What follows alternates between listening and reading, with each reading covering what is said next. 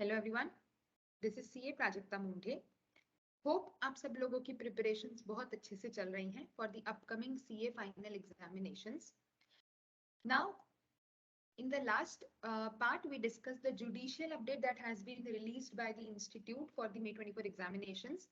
In this, I'm going to discuss the statutory update that has been given for the May 24 examinations, October. So for the relevant, like the May 24 examination, the relevant assessment year is 24-25, and all the circulars notifications that have been issued up to 31st of October 23, which has not been covered in October 23 study material, is given in this statutory update. So let us discuss chapter number okay, एक एक करके चलते हैं। Capital gains के बारे में क्या दिया हुआ है? सो 47 7AB 47 is basically the transactions which are not considered as transfer in capital gains head.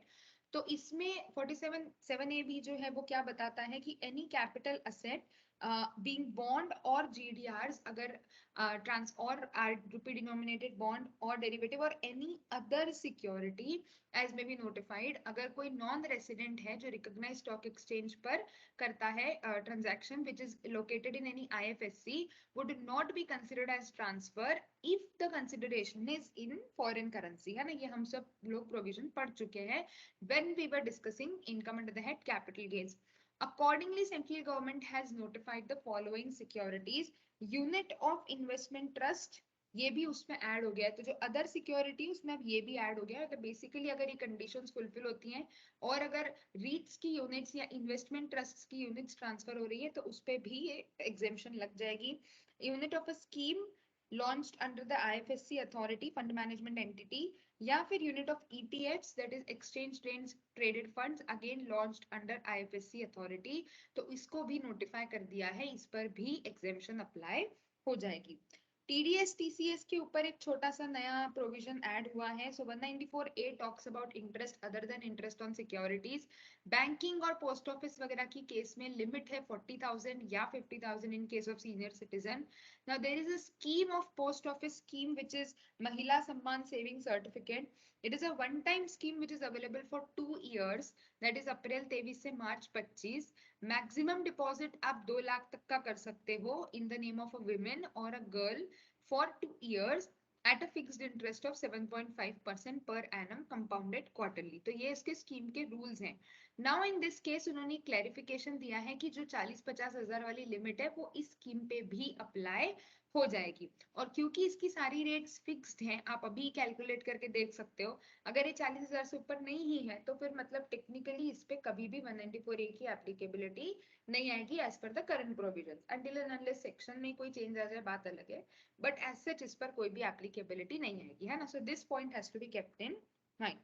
No deduction of tax at source under section 194 on dividend paid by any unit of an IFSC primarily engaged in the business of leasing of an aircraft to a company being a unit of an IFSC primarily engaged in the business of leasing of an aircraft. So basically अगर इस case में dividend दिया गया है तो वो dividend के ऊपर TDS नहीं करना है, no deduction shall be made.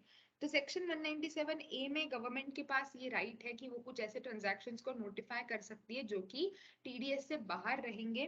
तो they have notified that with effect from 1st of September 23 no tax is required to be deducted under section 194 from dividend paid by any unit of an IFSC primarily engaged in the business of leasing of an aircraft to a company being a unit of an IFSC primarily engaged in the business of leasing of an aircraft subject to the following conditions। क्या क्या है?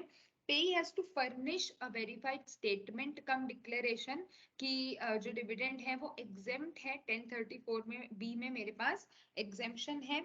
and the payer would not deduct tax on such dividend after the date of receipt of copy from the payee and furnish the particulars of all the payments made to the recipient. So basically all these provisions अगर ये conditions fulfill होते हैं तो TDS shall not be applicable. No deduction under 194I कुछ specific cases में lease rent के ऊपर relaxation दिया हुआ है अगेन टू अ पर्सन, किसको? Being a unit of an IFSC of for lease of a ship तो अगेन यहाँ पर बेनिफिट दिया है, no tax is to be deducted from lease rent और supplement lease rent by a lessee to a lessor being a unit of IFSC for lease of a ship subject to the following. So, lessor has furnished a statement cum declaration कि आप opt कर रहे हो, and the leasee would not deduct tax on payment after the receipt of copy of statement cum declaration. So if these conditions are fulfilled, the above relaxation is relevant to the 10 consecutive years as declared for which the deduction under 80LA is being opted. तो 80LA हम लोगों ने पढ़ा हुआ है, जितने समय तक वो अप्लीकेबल है आपका, वो एक कंसेक्यूटिव 10 पीरियड्स तक एप्लीकेबल रिलैक्सेशन रहेगा, है ना. सो ये कुछ छोटे छोटे से अमेंडमेंट्स हैं रिलेटेड टू टीडीएस, कब कब और रिलैक्सेशंस दे दिए हैं हमको. Chapter 15 114B 414BA pan code करना, पैन अप्लाई करना, उससे रिलेटेड रूल्स होते हैं. कुछ छोटे छोटे से अमेंडमेंट्स आए हैं यहाँ पर. 114B जो है वो बोलता है कि कोटिंग ऑफ पैन जो है वो मैंडेटरी है अगर आप कुछ लिस्ट ऑफ ट्रांजैक्शंस दी हुई है. लेकिन उसमें एक और कंडीशन है कि अगर आपके ऊपर पैन लेने की मैंडेटरी रिक्वायरमेंट नहीं है लेकिन पैन कोट करने की रिक्वायरमेंट है, तो फिर आपको एक फॉर्म 60 में डिक्लेरेशन देना पड़ेगा कि मेरे पास पैन नहीं है, मेरे को पैन लेने की भी जबरदस्ती नहीं है as per the income tax provisions, तो मेरे फॉर्म 60 के बेसिस पे मेरा कंप्लायंस पूरा कर लो.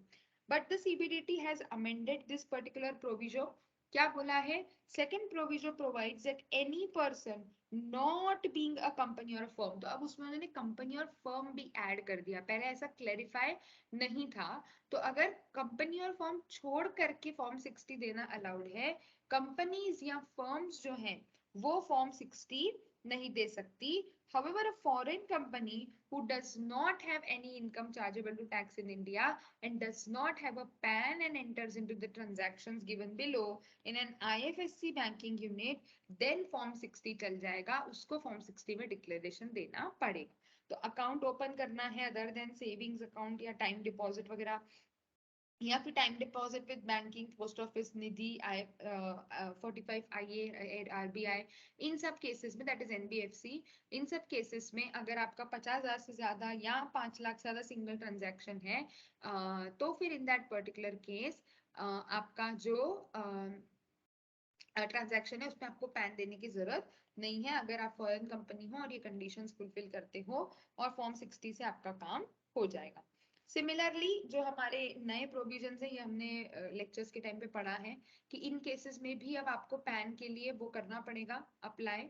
तो बेसिकली अगर आपका 20 लाख या उससे ज्यादा का कैश डिपॉजिट या विड्रॉल ऐसा कुछ ट्रांजैक्शन है, तो फिर आपको पैन के लिए अप्लाई करना है. सिमिलरली यहाँ पर भी इन्होंने कुछ अमेंडमेंट्स कर दिए हैं.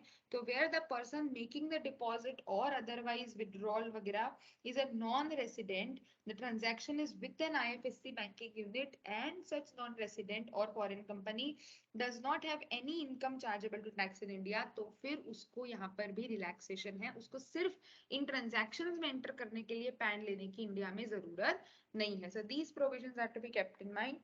Substitution of Rule 14B specifying guidelines for purposes of determining expenses for audit or inventory valuation under 142(2)A. तो 142(2)D जो है इन्वेंट्री वैल्यूएशन या स्पेशल ऑडिट जो 142(2)A में दिया जाता है, उसमें ये कहा गया है कि जो भी एक्सपेंसेस वगैरह होंगे उस ऑडिट से रिलेटेड या इन्वेंट्री वैल्यूएशन से रिलेटेड, रेम्यूनरेशन वगैरह, shall be determined by the principal chief commissioner और chief commissioner.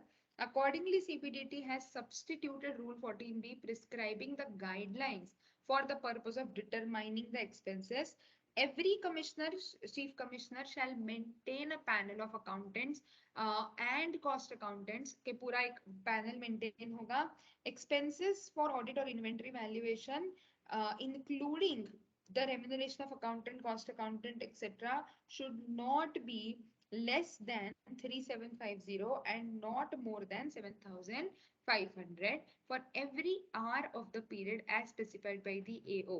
Such period shall be specified in the number of hours. So basically इसके basis पर remuneration और expenses जो है वो consider किए जाएंगे for the purpose of inventory valuation and special audit under 142(2)A and 2D. मतलब inventory valuation and special audit के जो directions आते हैं वो आपके इसके अकॉर्डिंग गवर्न होंगे. So these are the small amendments which have been provided by way of statutory update. In case of any doubts in this, or in any if you need any other specific help which you feel is relevant for your upcoming examinations, feel free to contact.